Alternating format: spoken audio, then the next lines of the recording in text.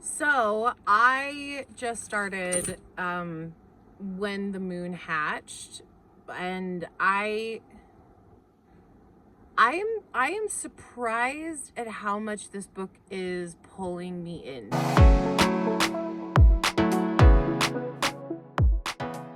I expected this to be another romantasy, like Powerless, or like a couple of the books that I've reviewed on this channel. The romantasy books that are just kind of like meh, like the potential's there, but like it doesn't quite get there. I'm surprisingly pulled in by this. I'm pretty sure I know what's gonna happen, just based on general tropes within romantasy, but we'll see. You never know, things can sometimes change. But I'm listening to it on double time because I am working on something I want to show you guys. Okay, so I'm going to show you guys kind of what I'm building for Halloween. So, let me flip the camera around maybe. So this doesn't look like much. It's like, these are flats, but what are the flats doing? Pray tell, they are black brick flats that I am building because these, in just a few months, are going to be Ollivander's wand shop. And I'm working on the door right now. Here's the door. I've got to work on stripping it a little bit better. But here are all of the wand boxes that I've been cutting. So many wand boxes. So many wand boxes. But they're all going to be different colors. And then this over here is going to be the window. This is the base of the window, and then all of the wand boxes are going to be glued into here, so that it looks like the mirror, or the window of Ollivander's wand shop. Last year I made honeydukes for Halloween, and I will insert a picture so that you guys can see what it looked like. And so this year I'm adding to it and putting Ollivander's next to it. But because of that, I don't have time to physically sit and read, but I do have time to listen. So I will be listening to this and giving my review of it based on the audiobook. Okay, so where I am in the story right now, Wraith, just was like rescued almost by the dragon. So the thing that I'm finding very interesting about this book that I'm really enjoying is the fact that the motivations behind everything that the characters are doing seems to be very clear. And so I'm not confused as to what's happening. I'm not confused as to why things are happening or getting pulled out of the story because they're happening a specific way. Like, her little sister died, and it was all because she was trying to help Rave and give her, or like make her something that would keep her safe. And in so doing, she got stabbed and she's hurt now. And I'm like, that was a pretty emotional scene. And then the part where she's saying, you know, like, put me near the fire so that I will finally be warm, like, that was like a heart ripper. Holy cow, that was a very emotional moment. And so now we've got all these intriguing things going on where she goes after the guys who killed her little sister, and she becomes the other, which is like, okay, is she gonna be a dragon now? Are we doing the dragon thing? Like, is she actually a dragon? And then, of course, we've got this thing going on with Kane, or Khan, or whatever, whatever's fine, where he recognizes her. And so now there's a question is like, what's going on between those two? Because she obviously doesn't recognize him and whatnot. It's the world building is really, really good. Really, really good. But I will say one thing that's pulling me out of the story is modern day vernacular that is really bugging me. You know, the swearing, I feel like swearing has gotten a little gratuitous when it comes to romantasy. It's just annoying at this point, because putting the F word in, Michael, stop. Like, putting the F word in the stories as often, like, it's just annoying. There's no real reason for it, and so doing it just seems kind of lame. Um, the other thing is using vernacular like hyperfixation or terms or descriptions of things that have significant meaning in the 21st century United States versus this fantasy world that she has created is a little, it's jarring, and it pulls me out of the story real quick. So goods and bads so far. I'm about 30% of the way through. Okay, so I am in a show and I just got out of her dress rehearsal. So that's why I look very, and I've got the lashes and all that jazz on. So, just update, I'm about 50% of the way through the book, and I was loving it. I was really enjoying it. I feel like the mystery was really good. But then, guys, can we stop with the like sudden like sexual acts that come out of nowhere that feel like so out of place in the story? Like, can we just stop doing that? Because that threw me so much. Like, I understand that they've got this thing, they've got a connection that, you know, he's really acting like he knows her and she feels like she knows him and like she can't figure out what's going on. But can we stop with the, I feel like I have a connection with you, so we are going to jump into bed and we're going to do all of the things when there's no actual relationship building? Like, I'm really getting frustrated with it because like this is probably the third book in a row in like adult romantic fantasy, romantasy, whatever, that is just par for the course. Apparently you feel any kind of connection at all with somebody and you're just gonna jump into bed. Like, that's just the way that it goes. And it's just very frustrating because there is nothing that is connecting me to this other person through the character's eyes. It's incredibly frustrating. So I that's my note just for that thing. I haven't gotten much farther. She got where is she now? She's at the new camp, and like she tried to escape, and she's at the new camp now, and she's with the weird tiger creature thing, the fate whatever that stopped her from leaving, and she's now with this new group of people. So that's where I am now. But I'll be honest, I'm like, the jumping into bed so fast really colored this for me, and I was very into it. And then as soon as that happened, I was like, are you kidding me right now? Like, really? I don't know, I really dislike that, and that's a personal thing for me. So yeah, anyway, I'll give you guys an update when I'm farther along and I don't look like I have clown makeup on. I finished it. I finished the book. I have some thoughts about the book, and I was a little surprised. Okay, so where we left off from my last update, and yes, I'm wearing a Christmas shirt because I'm excited for Christmas. Where we left off, I had, like, they had just come together, and she was at the palace and she was trying to remember things but not trying to remember things. Anyway, she takes off and goes to the little hut, and honestly, the next half of the book is so uninteresting to me because a lot of it is just her relationship with what's his bucket? Khan. And that is the least exciting part of this book to me. This book, I feel like, had really, really great world building and wonderful storytelling in terms of lore for the world, but the relationship, like the romantic relationship, of which I feel like this book was kind of supposed to be like the main part, was very boring. There was no build up. We get these vignettes of the diary entries of Eloise or Elodie, or see, I don't even remember her name, and I finished the book like yesterday, or was it the day before?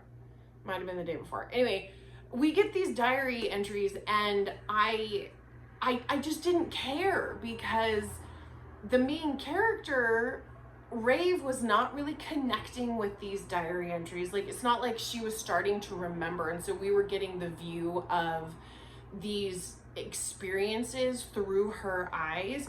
We're getting it written as a diary entry. There's no emotional pull towards what's happening.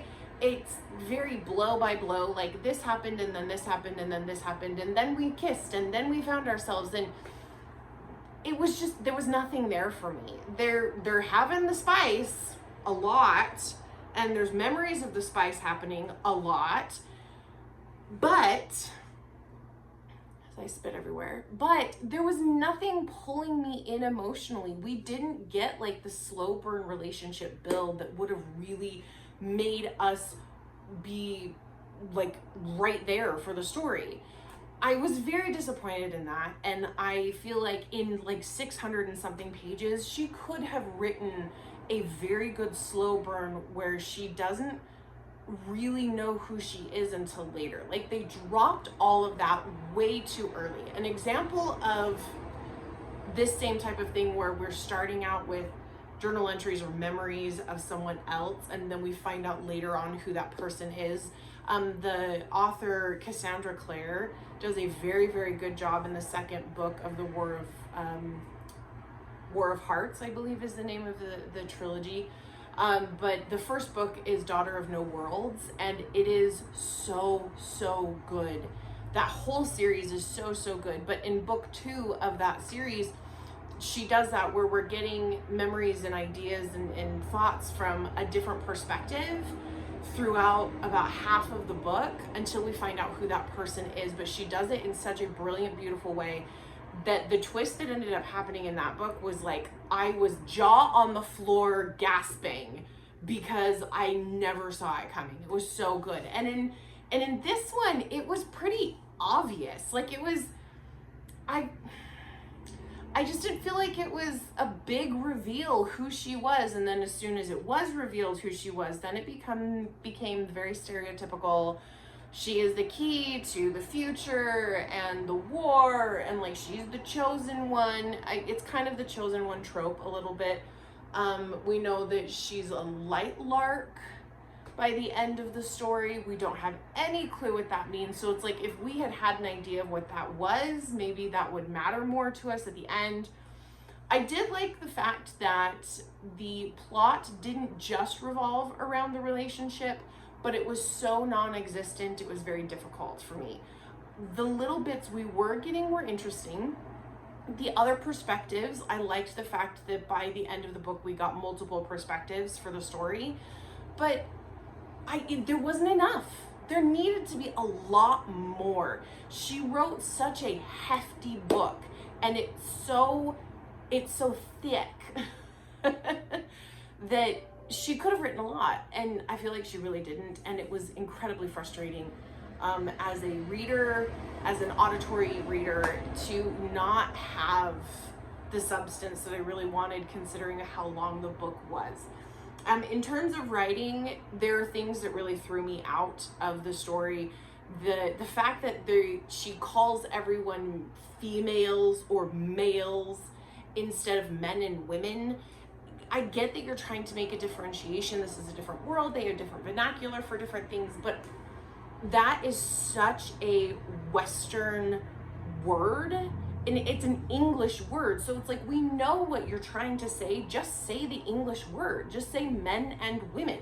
You don't need to have this, like, the females, the males. It makes it feel like this has become animalistic, which, I mean, their romantic relationship was animalistic and seemed to have nothing but a physical attraction there. So, I mean, that's a thing. But it had, there were okay, thoughts.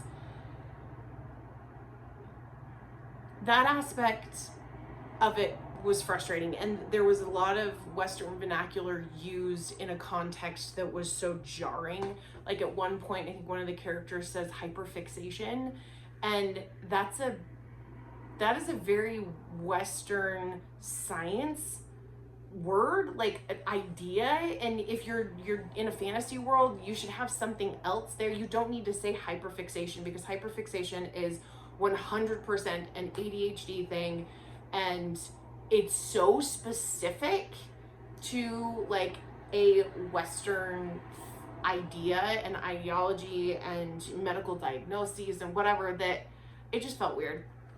There was a lot of that happening throughout the book. Also, the number of times that they said the F word was a little like, really? You guys have other words in your vernacular. You do know that, right? Right? Okay.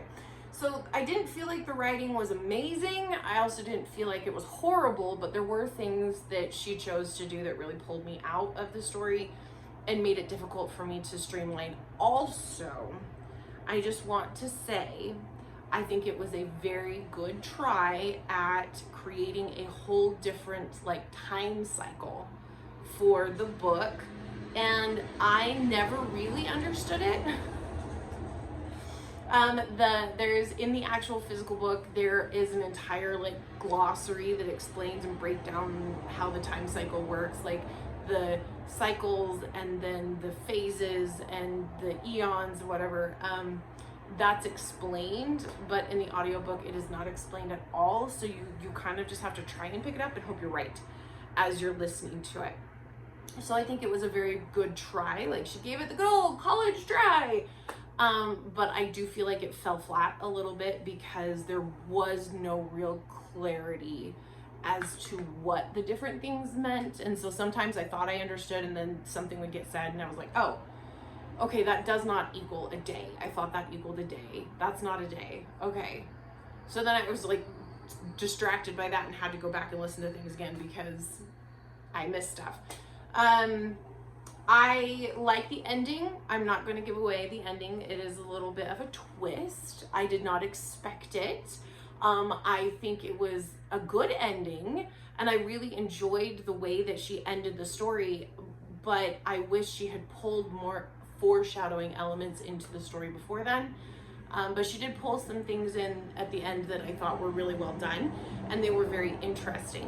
One note for those who are not interested or handle, spice and just kind of skip over sections in books like I do, there's a lot of, I don't want to call it gratuitous, but there is a lot of sexual talk. Not necessarily between the two main characters, Rave and Khan, but like in general, in the world. There's a lot of discussion about sexual acts. There is passing discussion of, sex workers and things like that, that it made me a little uncomfortable at different points because it felt very out of place and like there was no real reason for it. There is a scene at the end of the book that I do feel like it did fit the character, and I'm very thankful we don't have to follow that character around very much longer, or not longer, but we don't have to follow that character around anymore, because if we had had to follow him any longer, I would have been really mad.